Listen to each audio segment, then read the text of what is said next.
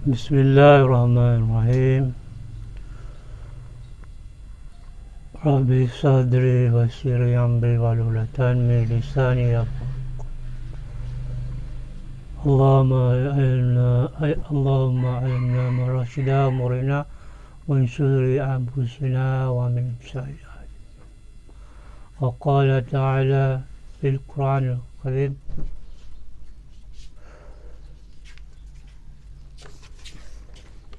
وما تشاءون إلا أن يشاء الله رب العالمين. وقال النبي صلى الله عليه وسلم بلغني ولا آية. Assalamualaikum warahmatullahi wabarakatuh. Berjumpa kembali dalam channel Ustaz. Rumahku, syurgaku. Terima kasih kerana singgah channel ini. Hari ini kita nak sambung pengajian kita mengenai tauhid, ilmu tauhid untuk diri kita. Pengajian kita yang lepas, tauhid ni penting. Macam Ustaz kali-kali cakap, tauhid ni penting bagi diri kita sebagai seorang Islam. Dan tauhid ni penting bagi diri kita sebagai seorang manusia. Kenapa kita ni dijadikan oleh Allah SWT? Sebab tauhid ni lah Rabb kita, untuk kita lebih mengenal Allah SWT. Siapa diri kita, siapa tu Allah. Siapa diri. Maksud kerja Allah SWT menjadikan nafsu. Maka Allah tanya kepada nafsu, siapa engkau, siapa aku? Allah tanya. Maka nafsu dengan sombong, sedangkan Allah semata jadikan nafsu. Maka nafsu kata, kau, aku. Itu sombongnya nafsu tadi. Nafsu.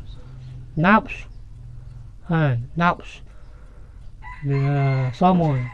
Dan kita selain daripada itu dalam Quran, antaranya ada Allah Maha Pengampun, kullu nafsin za'iqatil maut. Kullu nafsin za'iqat.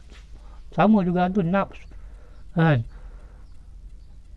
tanya pada nafsu, melalui kata nafsu. Allah kata nafs. Siapa kamu, siapa aku. Sedangkan Allah yang jadikan nafsu. Maka dia kata aku, engkau. Dia ada apa dia? Aku, engkau. Itu sombong.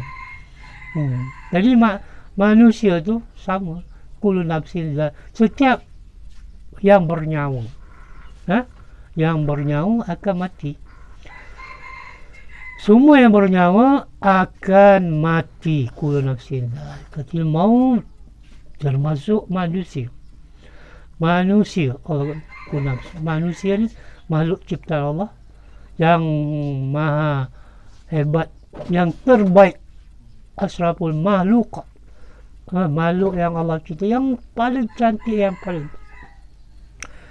pun Allah semata akan matikan dia. Sebab apa? Dia yang bernafas. Dia bernafas. Setiap benda yang bernafas akan mati. Kucing pun mati, harimau mati, gajah mati, semua yang bernafas. Tak kira siapa, hatta tumbuh-tumbuhan. Dan dunia ni pun akan Allah kiamatkan. Setiap benda Allah akan musnahkan. Begitu juga manusia. Jadi pentingnya tauhid untuk kita belajar supaya kita ni tak sesat di dunia, supaya kita dapat kebahagiaan di dunia ni. Supaya kita dapat kebahagiaan. Nabi SAW diutus daripada dulu zaman Adam sampai Nabi Muhammad SAW, semuanya Nabi-Nabi mengajak manusia kepada tauhid. Mengajak manusia kepada tauhid, untuk belajar tauhid. Nabi SAW pun 13 tahun di kota Mekah, mengajar sahabat mengenai tauhid. Solat tak ada dulu, tak ada apa benda pun tauhid. Sampai Sayyidina Umar pun masuk Islam. Sahabat-sahabat dulu orang Quraisy tu kafir, menyembah bala.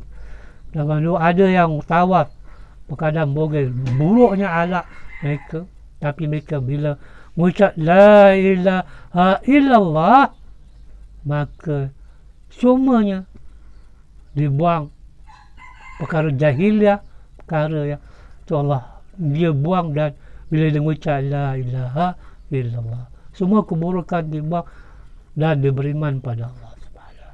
Dan menjadi sehingga Allah jadikan mereka sebaik-baik umat, ukhrijat linnas, sebaik-baik umat. Pada zaman Nabi sallallahu alaihi wasallam, Allah redha pada mereka, tambah dapat pangkat radhiyallahu anhu. Sekarang Tan Sri, Datuk, macam-macam, tapi semua tu tak ada nilai. Yang bernilai pangkat yang paling tinggi, Allah bagi pada sahabat radhiyallahu, aku redha pada kamu, maka mereka redha pada Allah SWT. Keredaan Allah tu yang mereka nak capai, redha. Bila Allah dah redha, dunia ni semua di tangan mereka, semuanya Allah dah redha. Aku dah redha, aku redha. Jadi itu penting tauhid. Jadi sekarang ni manusia ni jauh kemungkaran, kemaksiatan berlaku. Terutama orang Islam ni buat perkara yang buruk. Teruk nama je Islam, tapi mereka membuat perkara-perkara yang bercanggah daripada Allah. Sebab apa? Tauhid mereka rapuh. Orang dulu zaman sahabat 1/3 dunia ditawan. Sebab apa? Tauhid mereka nombor 1. Tauhid mereka nombor 1. Mereka tawan 1/3. Sekarang orang Islam dijajah, ditawan. Sebab apa? Tauhid mereka rapuh, tak kuat. Solat pun solat, ibadat kosong. Ibadat pun solat pun ingat satu dunia. Ingat pasar, ingat ikan, ingat apa. Dia tak kenal. Jadi penting belajar tauhid. Jadi kita sambung insya-Allah. Tauhid kita sambung dengan kitab ni. Sawab dalam kitab itu sawabikul bikul himamil la tahriqul aswar al-uqdar.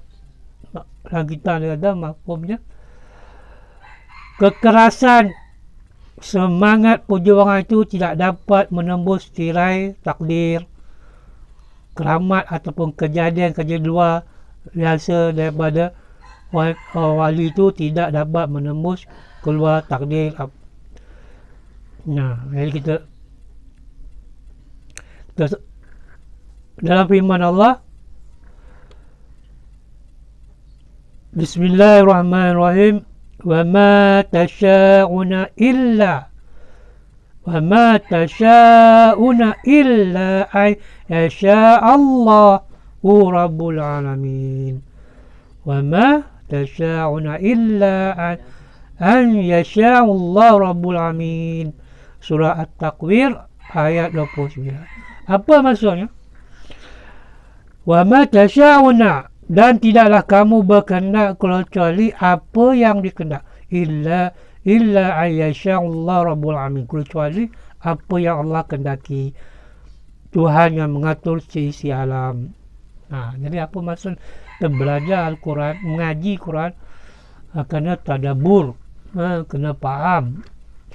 Kita mengaji dapat pahala, tapi kesannya tidak ada apa, maka dia mengaji tapi tak ada, sehingga Al-Quran tu akan mengutuknya kalau dia mengaji pun tak faham.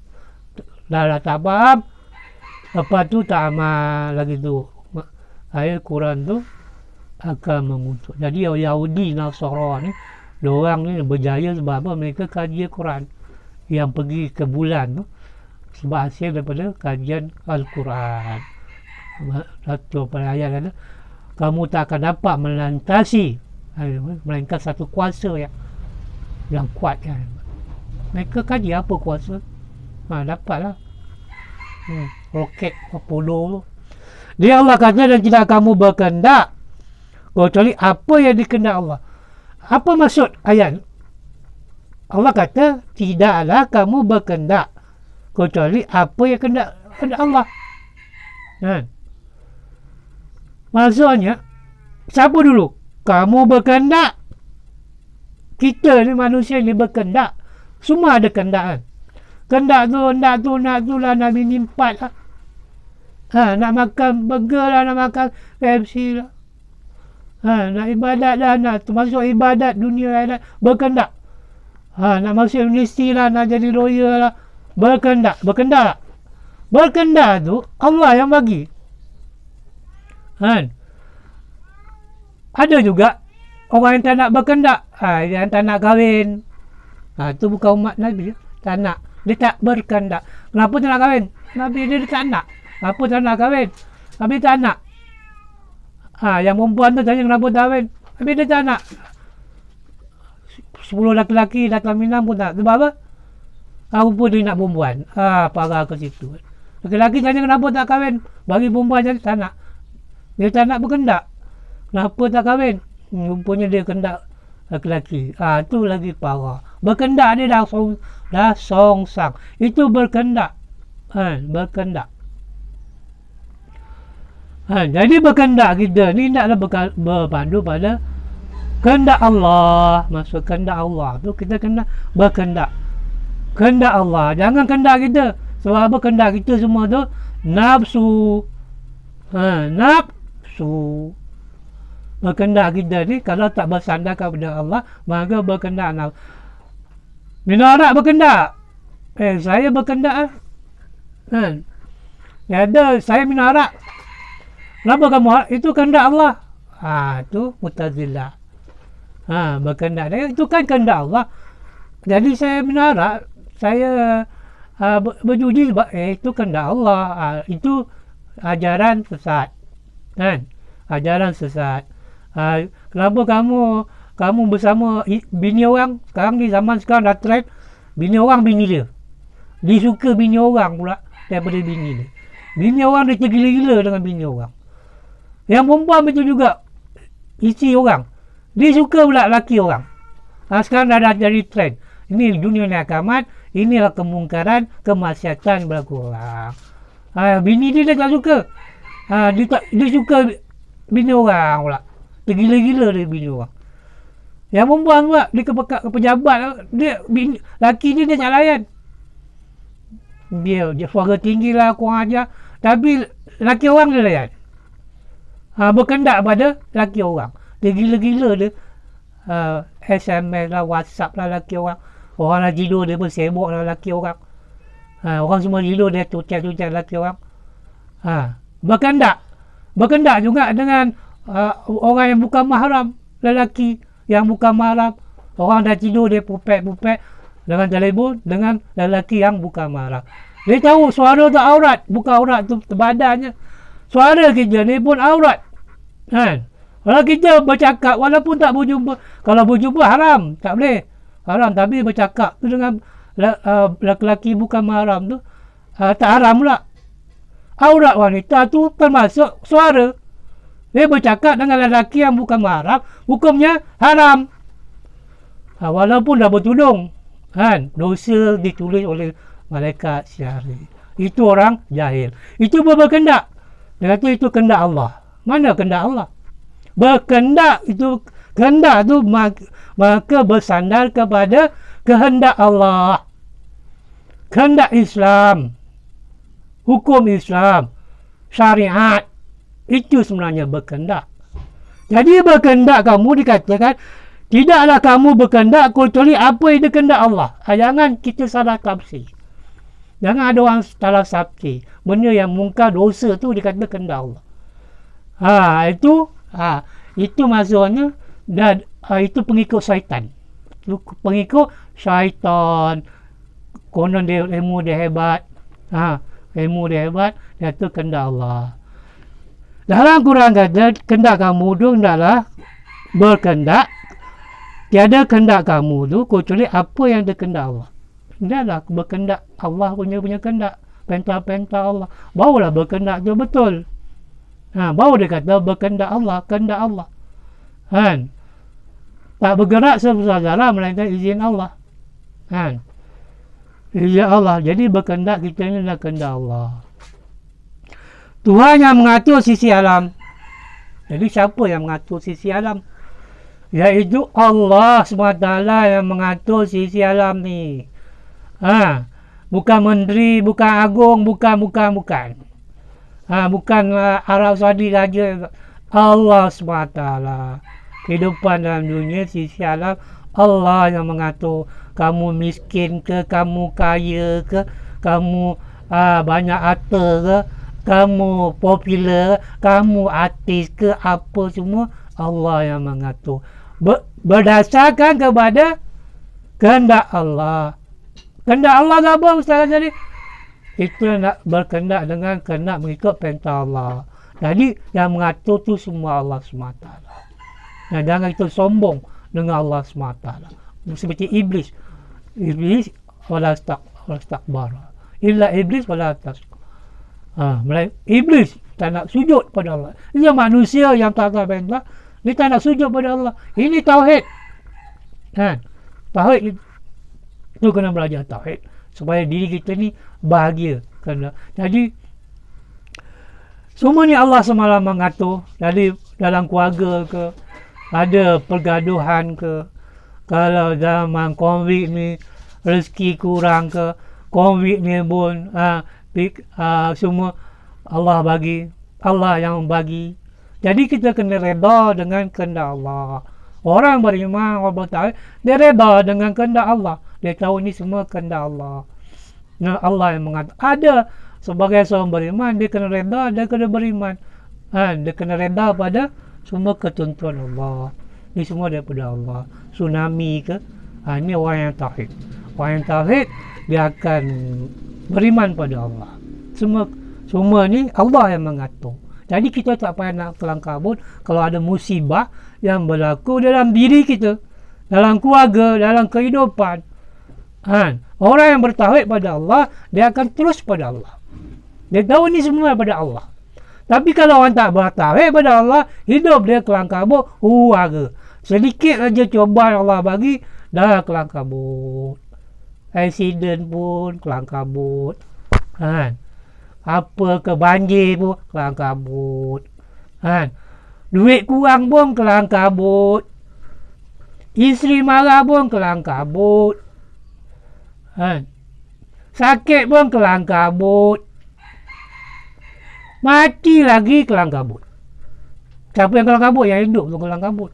Menangis macam orang gila. Matilah. Laki dah mati. Dia pun tak tahu nak buat apa. Ada yang pingsan. Sebab dia tak bertauhid pada Allah. Dia tak tahu bahawa yang mengatur tu semua Allah SWT. Berkehendak tu Allah SWT. Jadi kita kena pasrah sebab kita ni hamba. Hamba ni hamba Allah. Tak boleh buat apa-apa. Itu maksud dalam Quran kata, tidaklah kamu berkehendak kecuali apa yang kehendak Allah. Dalam surah Al-Insan ayat 30, mafhum ni, wa ma tasha'una illa an yasha'ullah innallaha kana aliman hakim. Apa Allah kata? Ayat surah Al-Insan. Baca kan. Dah khatam 3-4 kali dah. Dah 10 kali khatam dah, 20 kali khatam. Tapi tak faham, tak tadabbur. Tak faham. Tak ada nak siapa tafsir. Surah Al-Insan kata, dan tidak kamu berkehendak kecuali apa yang dikehendak Allah. Yang tadi surah Al-Takwir ayat 29. Ini surah Al-Insan ayat 30. Maksudnya, dan tidak kamu berkehendak kecuali illa Yasha'ullah innallah kana, kecuali apa dikehendaki Allah. Lepas tu Allah sama, sesungguhnya Allah Maha mengetahui lagi bijaksana. Dalam surah Insan, kecuali kehendak Allah. Jadi apa maksud rukun iman? Antaranya itu qada dan qadar. Termasuk pada rukun iman itu apa? Qada dan qadar. Orang cakap ya rukun iman qada, tapi tak faham juga apa tu qada, apa tu qadar. Apa tu qada qadar? Untung baik dan untung jahat. Yang senang cakap. Yang baik, untung tak baik. Semua dia baik. Banyak ramai yang cakap, yang baik tu daripada Allah, kan? Yang baik pada Allah. Ceramah-ceramah pun yang baik pada Allah. Yang buruk, yang tak baik daripada kelemahan saya, keburukan saya. Tapi dia tak faham, kan? Tiada kamu berkehendaki kecuali apa dikehendak Allah, kan? Jadi qada qadar tu daripada Allah SWT. Senang ke? Semua kesenangan, dapat bonus, dapat gaji 10,000, keuntungan berjuta, dapat isteri cantik, rumah besar, kereta mewah, makan sedap, tidur sedap, pelajaran tinggi sampai luar negara, PhD, banyak D lagi. Apa benda yang D, semuanya D yang bagi Yahudi. Jadi berkat cuma tu, apa yang kita suka tadi, kita suka, kan? Semua alhamdulillah, orang kata. Kehendak Allah, alhamdulillah. Anak kamu dah kahwin, anak kamu sekarang dah jadi menteri. Anak kamu sekarang kerja apa? Doktor, alhamdulillah. 10 tahun besok anak kamu sekarang kerja apa? Anak saya dah tak kerja dah COVID, kena berhenti. Tak ada pula dia cakap alhamdulillah. Ada cakap alhamdulillah. Tak ada pula. Manusia kan, dia tak faham tauhid. Ada pula saya kata alhamdulillah. Yang buruk tu, maka kita akan kata innalillah.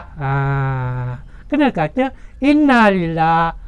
Kalau anak saya dah berhenti, sekarang suami kerja apa? Saya dah lama tak dah bercerai, dah bercerai dengan suami. Ada orang cakap alhamdulillah, tak ada. Tapi kita kata innalillah wa inna ilaihi rajiun. Semuanya yang buruk tu, yang apa tu, untung yang tak bagus tu, yang kita tak suka lah maksudnya. Tu senang cakap qada-qadar yang kita tak suka tu lah. Qadar kita, ketentuan kita yang kita tak suka. Accident suka, tak suka. Sakit suka, tak suka. Ada orang suka sakit kanser, tak suka. Ada orang suka bercerai, tak suka. Tapi